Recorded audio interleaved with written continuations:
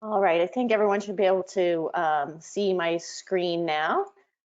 Thank you all for joining us today so that we can talk to you about PREP, which is the Practice Readiness Education Program for Alberta, Manitoba, Nova Scotia, and Saskatchewan.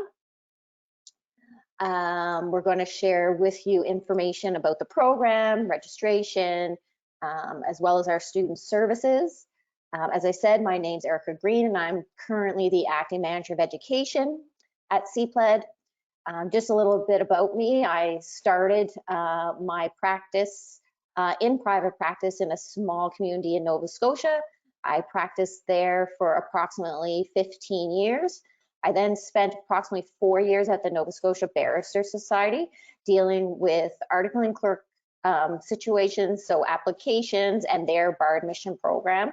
At that time, that developed into my relationship with CPLED, and I have been involved in PREP in all aspects, so development and delivery, and I have filled in each of the roles that I'll be talking to you that we have external contractors doing. Also with me today is Andrea Roddick. She is our program manager, and Eric Pye, he's our student services advisor, and they'll be speaking to you later on in the presentation. As Carly mentioned, if you have questions, you can type those in the chat, and we'll be dealing with all the questions at the end of the presentation. So just a quick overview. Like I said, we're going to talk about the program. We're going to talk a little bit about accelerated PREP, which is a new delivery method that we're using. We'll talk about registration, student services, ways to keep informed, and then we'll answer questions. So as I said, the Practice Readiness Education Program, or PREP, is the bar admission program for Nova Scotia, Alberta, Saskatchewan, and Manitoba. It's a 9-month program, which consists of 4 phases, and it's required in those provinces to be admitted as an entry-level lawyer to the bar. It's a professional program, and it's based on adult learning principles. So it will be quite different from other programs that you might experience in university. It's very focused on experiential learning to help develop your competencies. So as you know, the practice of law, it's a profession, and it involves knowing more than just the law itself. You also need to develop a number of skills in your practice. And so the purpose of the experiential learning in PREP is to help you increase mastery of those skills by practice and repetition. And you'll have an opportunity to practice those skills in simulated scenarios that as closely as possible replicate the practice of law. The other thing that you should know is that we move away, because it's experiential learning, from scores and grades. So the focus is on feedback, taking that feedback and learning how to use that feedback to elevate your performance on each of the competencies in the skill areas. If you're interested in our competency framework, you can see that on our website. So there are 4 phases in PREP. This is really a tell, show, practice, perform, reflect, improve, and demonstrate type of program. So we cover all the competencies, like I said, that you can view on our website. And we deliver the program in different ways to help different student learning styles. So once you're registered for PREP, you'll receive your login to Procertus. And Procertus is a program that helps you work on your competencies in a number of different softwares, such as Microsoft Word. So this will help improve your proficiency, and the benefit of that will be that it will be helpful for you in your assignments in the PREP program, as well as on the files that you might work on in your articles. So you will need to develop your competencies in 2 programs, one being Word, the other being Excel, PowerPoint, or Adobe. This will probably take you between 3 to 6 hours, depending on what your level of expertise is already in those programs. After you've completed Procertus, Then you'll be required to complete our online orientation. And the orientation is meant to make sure that you have the information you need before launching into the balance of the content for the program.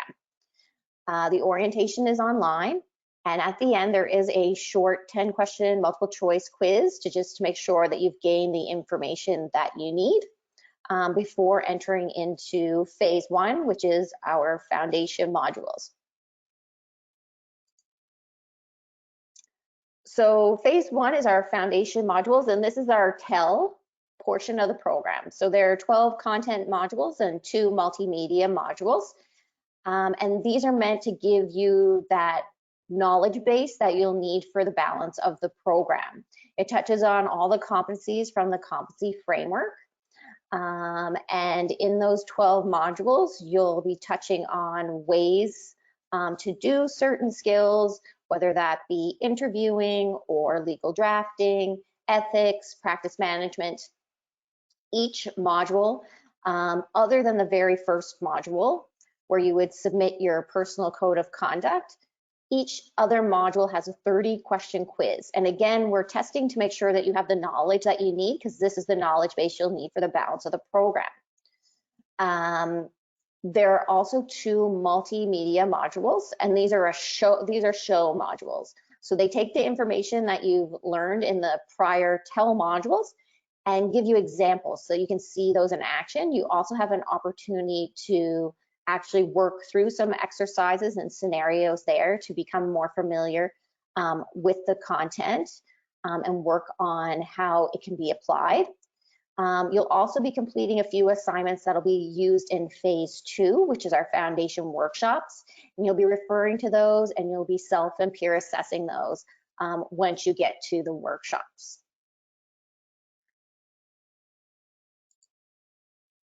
So phase 2 is our foundation workshops. These are interactive workshops. Currently, due to COVID restrictions, these are online and delivered virtually, but you do come together with a small group of students to role play. Things such as interviewing and negotiation. You do writing exercises, drafting exercises, research.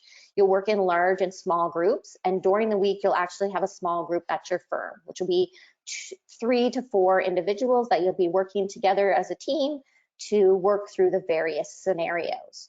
The focus here is on starting to play out those different skills. So you're going to be practicing your skills with facilitators present who can provide feedback to the group. You'll be working with your peers so that you can do that practice. And you'll be looking at simulations. So it's not a lecture.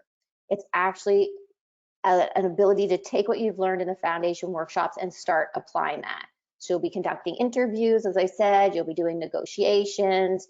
We touch on ethics and practice management scenarios, as well as equity, diversity, and inclusion issues. And this is an opportunity, as I said, to start testing those out.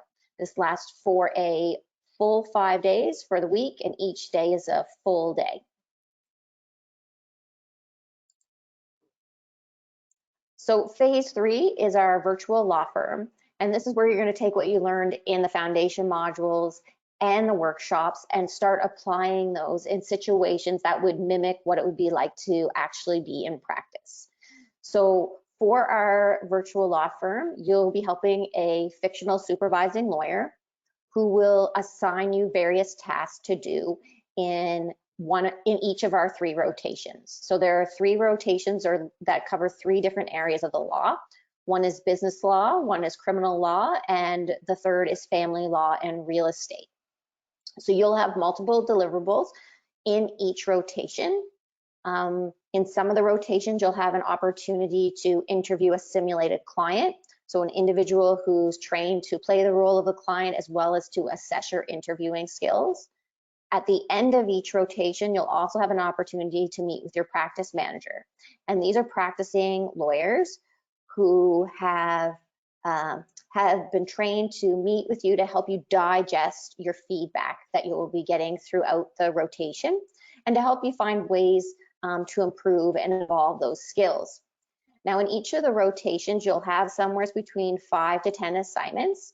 Each of those assignments will be assessed by a trained assessor. Again, these are practicing lawyers who've been trained on the assessment criteria for the program, as well as the specific assignments, and they'll review your assignments and provide you with feedback. And that's the feedback that you'll be working with your practice manager on digesting and looking at how to improve going forward.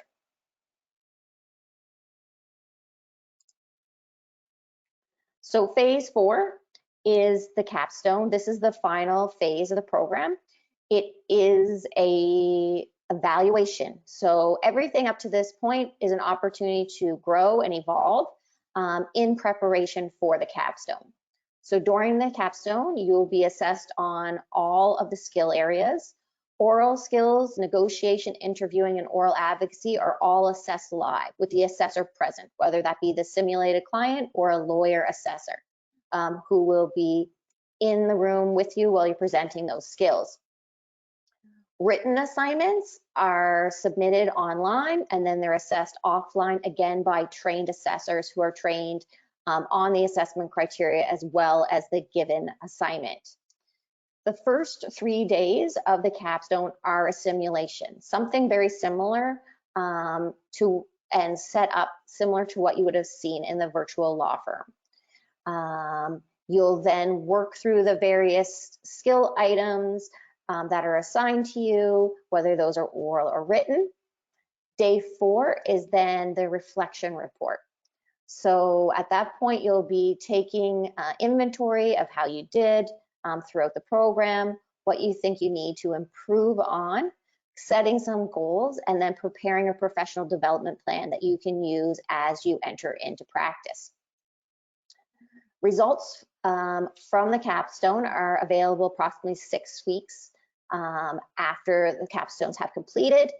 And what you need to do to be successful is to earn entry-level competence. And it's a holistic evaluation. So it looks at your performance on all the deliverables throughout the capstone as a whole.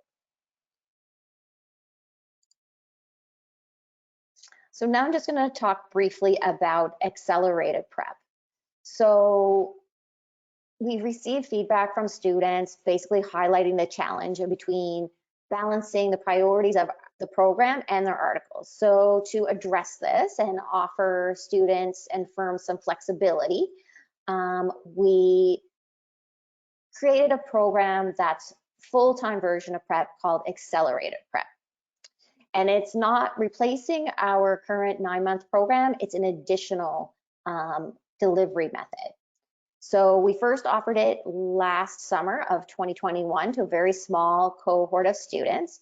And the reports that we got back was that the students felt that they were more prepared and they were confident on day 1 as they entered into their articles. So after having that successful inaugural offering, this year we're doing a soft launch, which will see cohorts of accelerated prep available in all of our jurisdictions for the summer of 2022. It will run from May 31st through September 1st. It's a full-time program, so it's 14 weeks. It's meant to be a full-time job during that time. So, 7.5 to 8 hours, 5 days a week to complete everything that needs to take place. It is quite fast-paced, and there is a lot of work to be done, so it doesn't really allow for absences or breaks during that time. And it, as I said, will be available, there will be offerings available in all 4 of our jurisdictions. And so that leads into registration and admission into the program. So I'm going to hand it over now to Andrea to talk to you about that.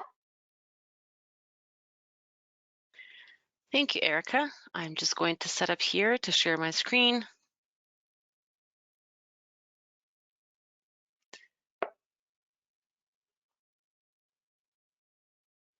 Just wait a minute until I can confirm that everybody can see my screen.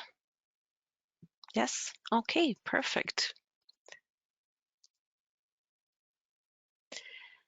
As Erica mentioned, my name is Andrea Rodich, and I am the program manager here at CPLID, and I'm here to talk to you about admission requirements as well as the registration process for both regular prep and accelerated prep program. To register for prep or accelerated prep program, you are required to have either proof of Canadian common law degree or certificate of qualification, or CQ, from the Federation of Law Societies of Canada. Universities within CPLID jurisdictions will be providing us with a list of graduates as soon as it becomes available, and we anticipate having these lists by the early June. If your proof of graduation is not included in one of those lists, then a dean's letter will be required as a proof that you have obtained a Canadian common law degree, and you will be able to attach that letter with your profile in the student portal once you register with CPLID. As I mentioned, all students with the Canadian Common Law degree or CQ from the Federation of Law Societies of Canada may register and complete either prep or accelerated prep in our 2022-2023 program year. Students with secured articles will also need to register with their law societies as student members. Students without secured articles may also register and complete prep or accelerated prep in our 2022-2023 program year. However, please note, this is subject to change if your jurisdiction's law society advises CPLID of a change. If the articling requirement does change and a secured articling position is required to complete prep or accelerated prep, we will update our website and we will share the information with the University Career Services advisors as soon as it becomes available. I would strongly encourage you to subscribe to our e-newsletter, which is on our website, which would give you the best opportunities to stay up to date on all the latest CPLID news, as well as to follow us on LinkedIn, Facebook, and Twitter. As for the tuition costs, please note that the total program cost for prep and accelerated prep is the same. It's $6,100. What you may not know is that this cost is subsidized by your law society for students who are registered and approved as students or clerk members with CPLID participating law societies. Please note that students must be registered as students or clerk members with their law society for the law society subsidy to be applied. Subsidy amounts per province will be updated on our website as the information becomes available from the law societies. Please note that the invoices will be generated at the time of registration and will be issued individually to you, the student. CPLID does not issue invoices to firms. Please note the payment plans options are available, and when you go on a website to look at the fee schedule as well as the subsidy schedule, you will notice that you will be able to pay per phase. Students who enroll in accelerated prep and do not have approved student at law or clerking status with their law society will be responsible for submitting their entire tuition fee to CPLID and following up with their law society to collect their subsidy. More information on tuition fees for accelerated prep will be available on our website. As for the registration, please note that it will open on our website, cplid.ca, on Wednesday, April 20th. Students can register there to secure their desired schedule. Once the registration has been completed, an invoice will be generated, as I mentioned, and students will be required to submit their tuition fee payments. Please note that the program materials will not be released until your enrollment checklist has been completed and your tuition fee payment has been processed. It may take up to 5 business days to process a payment. We do accept online bill payments, EFTs, and wire transfers. We do not accept credit cards, e-transfers, and checks. Space in all prep schedules is limited and operates on a first-come, first-served basis. Please note the soft launch of accelerated prep this year, we are limiting registration to accurately represent the student demographics across CPLID jurisdictions. There is a limit of 4 cohorts for Alberta students and 1 cohort for each of the following CPLID jurisdictions: Manitoba, Nova Scotia, and Saskatchewan. Cohorts consist of maximum of 32 students each. You may be asking, why are more cohorts being offered in Alberta? On average, Alberta has 4 times the number of students per year compared to the other CEPA jurisdictions. Therefore, we are offering more cohorts in Alberta. Prep materials for accelerated prep will be available in D2L on May 30th, provided that you have completed your enrollment checklist in the CEPA student portal and that your tuition fee payment has been processed. Prep materials for the June 22 regular prep intake will be available on June 1st, 2022. More information on the registration process can be found on our website. And now I will hand it off to my colleague, Eric Pye.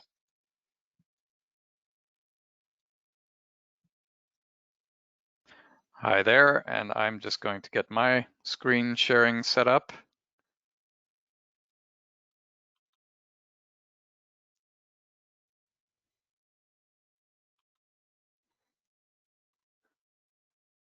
Can somebody confirm that we're able to see the screen properly?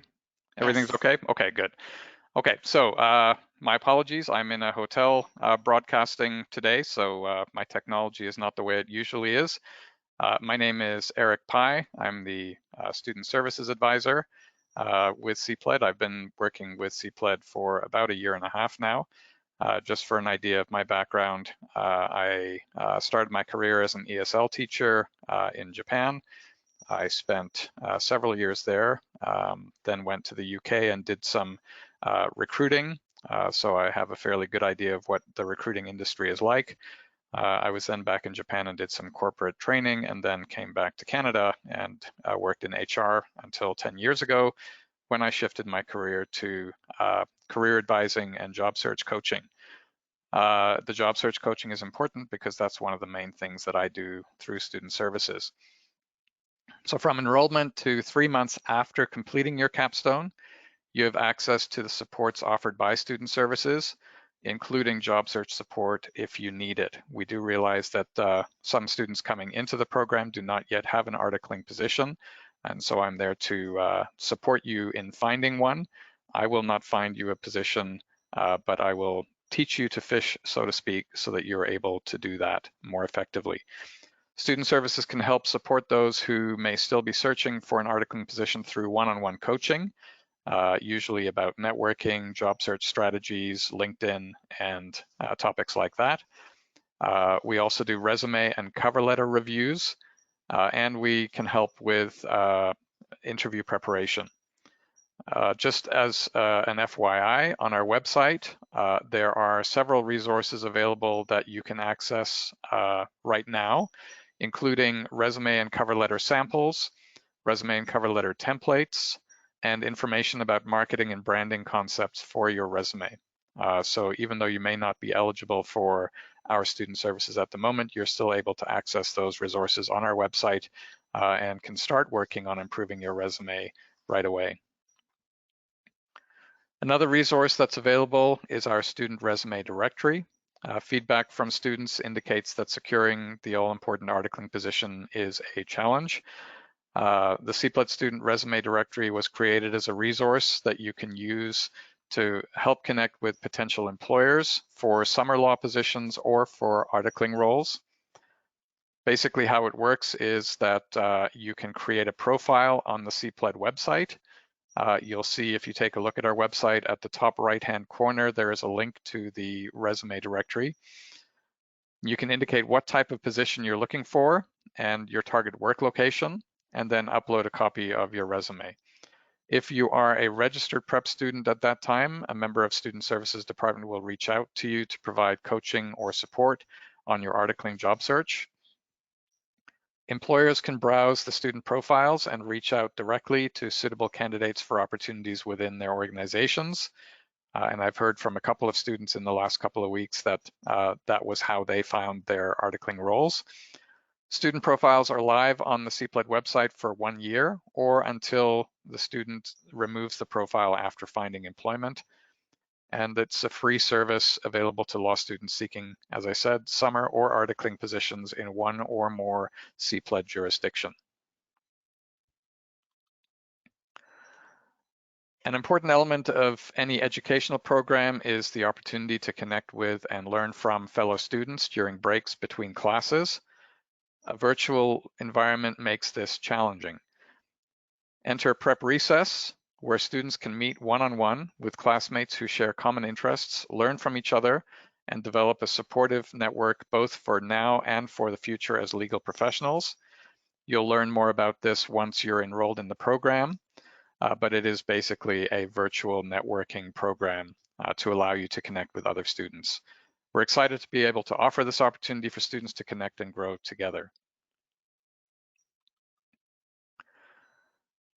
Stay up to date with all the latest CPLED news and events. Connect with us on LinkedIn, Facebook, and/or Twitter, and you can subscribe to our e-newsletter and visit us at www.cpled.ca. You can also send us an email at any time with your questions at admin@cpled.ca, and a member of our staff will assist you. With that, we're going to open it up to questions. If you have a question that is personal in nature, maybe you don't want to share with everybody who's attending today, please send us an email at admin@cpled.ca, and a CPLED staff member will get back to you. Thanks, Eric, and thank you to those who have posed questions in the question area so far. So I'll just get started with a few that are in there. Again, you can ask your questions at any time. Just go ahead and type those in, and we'll ask those during the session. First question will be for Andrea. This individual is waiting their assessment results from the NCA. Are they still able to apply for PREP without having their results yet? Yes, you can definitely create your profile. You can complete the registration process. One of the things that will not be completed on your enrollment checklist will be your law degree. Check mark, if you will. Once you get your CQ from our confirmation from the Federation that you have met your NCA requirements, you can forward that email to us, and then we would make sure that that check mark is checked off. At that point, if the rest of your enrollment checklist is also checked off and your tuition fee is paid, you would get access to the prep materials after June 1st, of course. Do keep in mind that the deadline for registration for the regular prep is July 15th.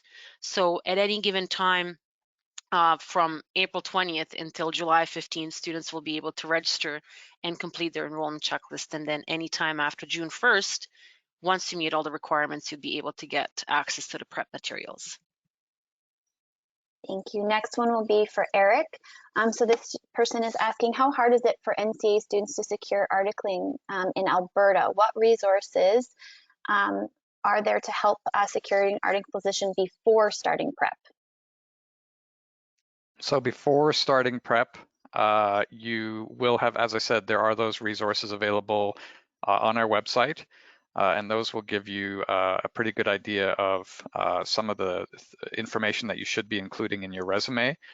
There are also, if you would like to, you can go to my LinkedIn profile, and I have written a couple of articles on how internationally trained lawyers and law students can best go about seeking articles.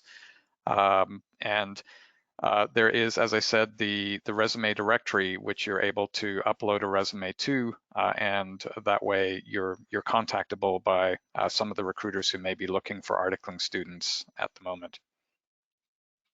Thank you. Next one's for Andrea. Are there any extra registration requirements or steps for students from other provinces, such as BC or Ontario? For students that are currently residing in other provinces that are intending to register in one of the CPLED jurisdictions, maybe with the intent of seeking articles there, once you complete the enrollment checklist, the requirements are the same, but keeping in mind that the courses that we offer follow the jurisdictions of the 4 provinces that PREP is offered in, and that until you register with the Law Society in one of the 4 jurisdictions, for example, if you secure articles in Manitoba, you would then be able to, you will then be eligible for subsidy at that point. But up until then, you can register with the caveat that the programs follow the jurisdictional implications of all 4 jurisdictions, and that you would not be eligible for subsidy. Thank you. Erica, question for you. Is PREP an online program?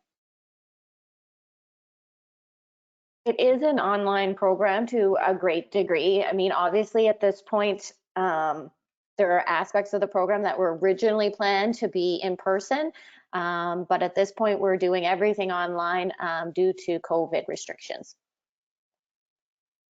Thank you. And then Andrea, we have a question here about the cost of prep. So can you just talk a little bit about the breakdown and the payment options, as well as what payment methods CPLED accepts? So the cost of the program, regardless if it's a regular prep or accelerated prep, is $6,100 in total, plus applicable tax, which works out to be about $1,525 plus tax per phase. If you go on our website, you will see the subsidy amounts and then apply to the tuition, which would then give you the amounts that a student would owe. For those of you that have articles already going into prep, that you would owe for each phase or for the entire program if the payment is to be made in full at the beginning. Payments are usually due prior to each phase beginning if you're paying per phase. In order to progress to the next phase, you of course have to meet the requirements for the phase that you're currently in as per our policy and progression policy. But you also have to make sure that your payment is made in full. For the students that are struggling financially, there is some resources on our website that you may want to check out and explore some of those options. Or if it's something that you need to talk to us directly, you can always send us an email at admin@cpled.ca.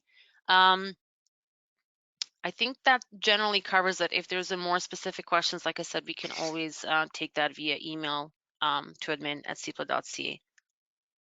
Thank you. For Erica, this individual is asking, can you speak to the balance between the students' in-firm articling program and prep? They have heard that some firms they spend 1 to 2 days per month doing prep. Do you know if this is true?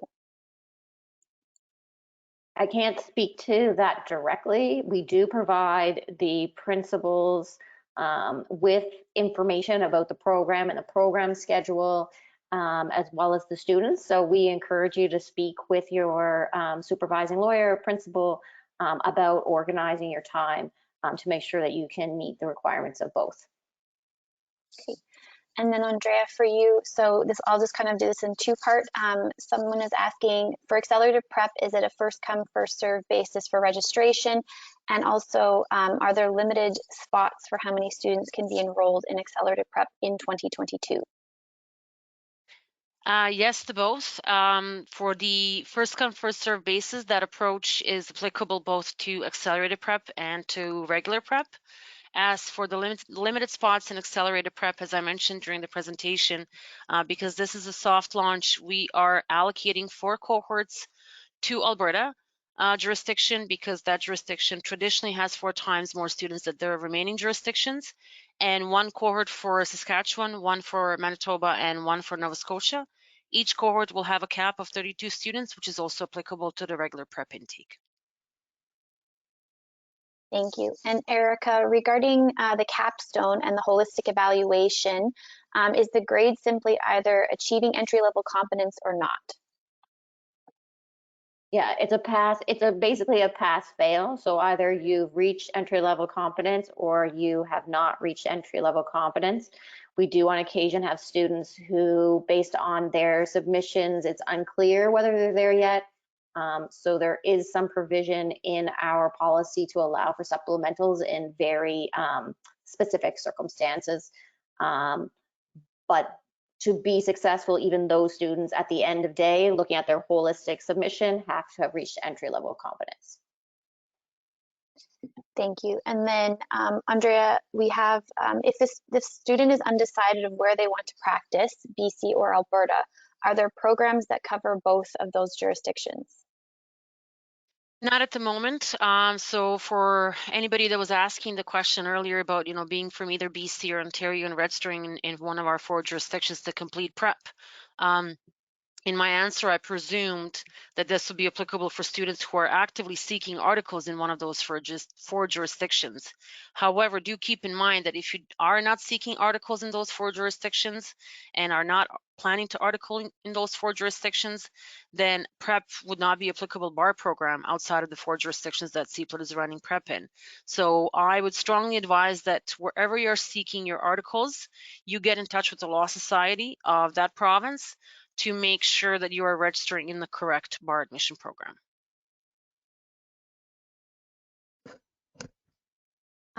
Just for Erica, just to clarify, this person is asking, is accelerated prep completely online, and can they complete it from another country other than Canada? So accelerated prep is completely online.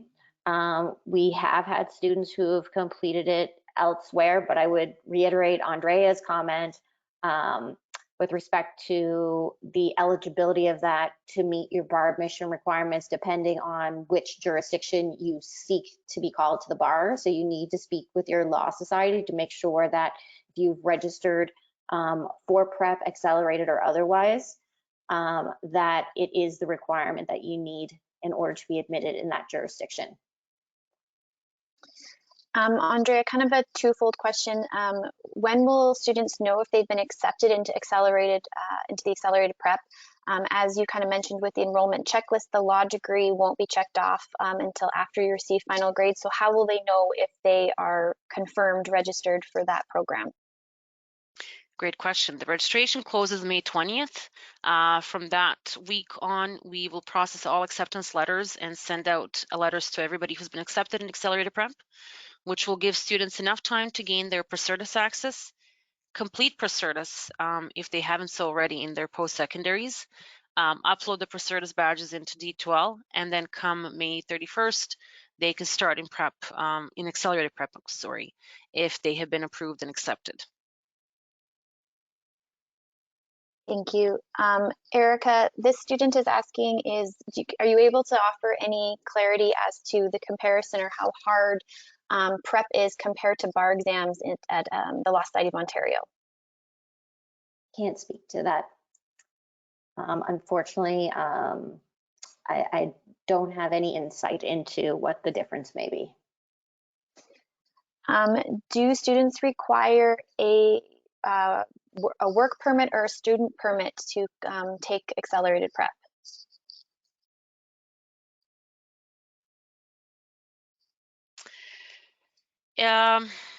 Not necessarily, although we've had some students inquiring to register and obtain the confirmation of registration as something they wanted to submit to support their applications for a study permit. One thing that I would like to highlight is that CPLET is not a designated post-secondary institution. Therefore, for those students that are applying for study permits, I would strongly advise that you follow up with the government agency that you're completing your application through and just ensure that from their end that you are actually eligible to register in this program. Thank you. So this person is asking, can they drop out of accelerated prep having first come, first serve? So if the firm is asking them to, are they able to basically switch to the regular program? Yes, in theory, of course, because any student can defer at any given point in the program due to whatever circumstances that student is facing. A student who is in accelerated prep and wants to defer and then register and continue in regular prep can certainly do that. I encourage students to take a look at both schedules, both for accelerated prep and for regular prep June intake, to understand the timelines and the completion timelines for capstones in both programs.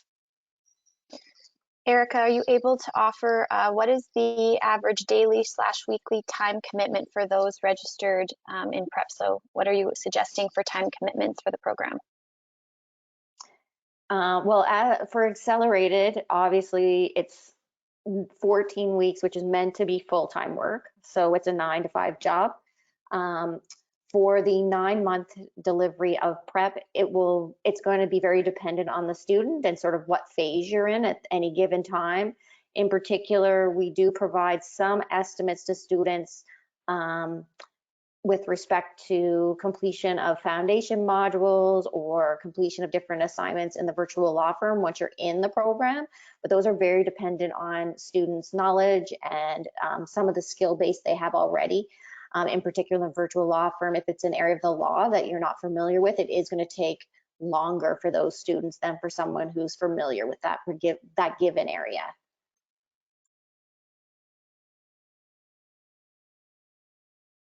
Thank you. Andrea, there's a question regarding registration on April 20th. What time is registration opening? 10 a.m. MST.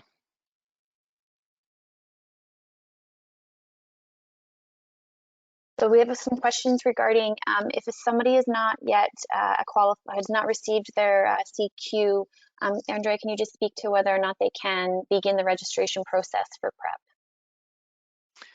Yes, so any of the students, and of course we've had many students from with the CQ register and prep, any students who haven't obtained their CQ yet can certainly create a profile on the C+ student portal and complete the remaining items on the enrollment checklist. As soon as you have the confirmation from the Federation, you can send that email to us and or attach it to your profile. And if the remaining items on your enrollment checklist are completed, including your tuition fee payment, then you would be, and of course, if this is done before the registration deadline, then you would be processed and admitted into the program, given that there's enough spots in the chosen schedule. And if there isn't, then we would offer you a different schedule. For students that really want to know the details of how the registration process works, I would strongly encourage you to go on our website. There is a user guide for the students who are registering for prep, and it really walks you through the registration process step by step and screen by screenshot. And it's really simple. The information we ask is very straightforward.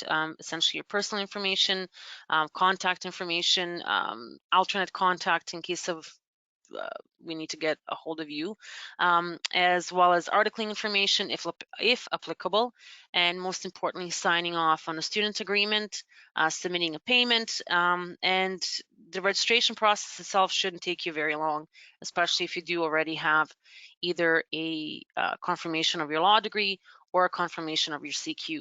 But even if you don't have it, you can complete the registration process. It's just that your enrollment checklist is not going to be complete until you have those confirmations. Thank you. And I just want to note, I'm seeing a number of questions here specifically regarding articling and articling terms. Articling is not something that CFLED can speak to. That's something you need to speak directly to your law society about, especially regarding, if accelerated prep counts towards your articling period, what is your articling term requirement? Those are things you'll have to talk to your law society about. CFLED cannot speak to that. Next question I have is, when a student registers on April 20th for accelerated prep, will they be required to pay the full tuition fee on that day? No, the deadlines for the payment are in the schedule, in the accelerated prep schedule. I believe the first payment is due May 20th, and the second payment, if I'm not mistaken, is due July 15th. But please go on our website and just confirm that information. It is embedded into the accelerated prep schedule. I'm just going to answer this question kind of on behalf of Erica. Accelerated Prep will be an online program for the summer of 2022. I know there are some questions here where students are wanting certainty that it will be online, as they may be located in other places or have to travel. Accelerated Prep will be an online program for 2022. I see Andrea had to pause for a moment. She might be having technical. A student was just asking if people, since accelerated prep is first come, first serve, if students are dropping out, what does that mean a new spot will open up for someone else? So will there be a wait list essentially? Due to the accelerated nature of the program, we can't necessarily have a wait list because it would be very hard to parachute somebody midway through the program. However, if the students are canceling their registrations prior to the registration deadline, the database is updated automatically. So if a student who previously registered, for example, in an accelerated program, cancels their registration or asks us to cancel it, that is directly and in real time updated on the registration student portal as well. So if the spots open up, they will be available to students in real time.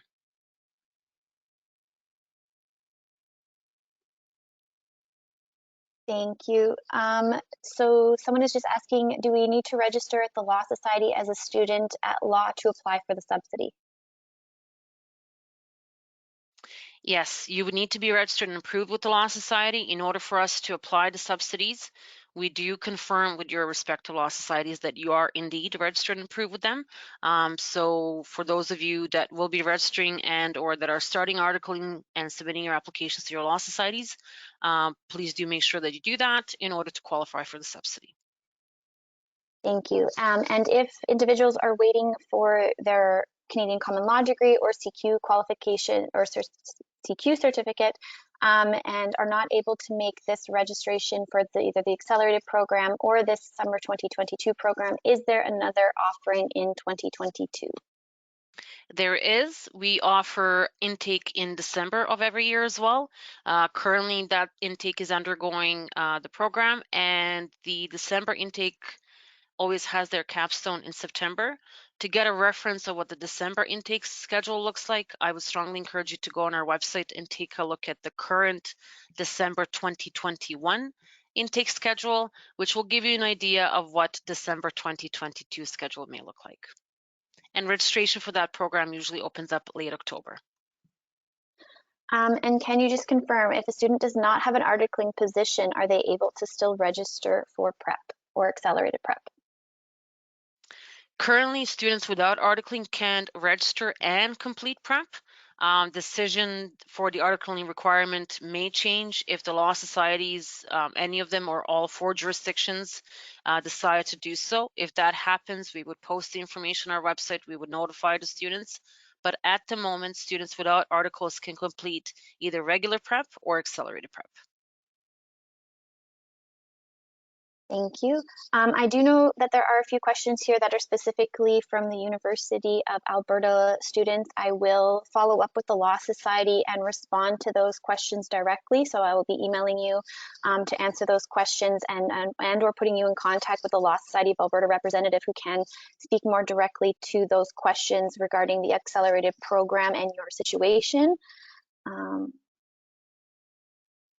Believe that's all of the questions we can kind of take for today. Like I said, I will do my best to follow up with any of the ones that were missed here individually, as well as you can always send us an email at admin@cpled.ca and our staff will get back to you right away. Sorry, let's do one last question. Andrea, can you just confirm the start dates for the accelerated program and for regular prep for 2022?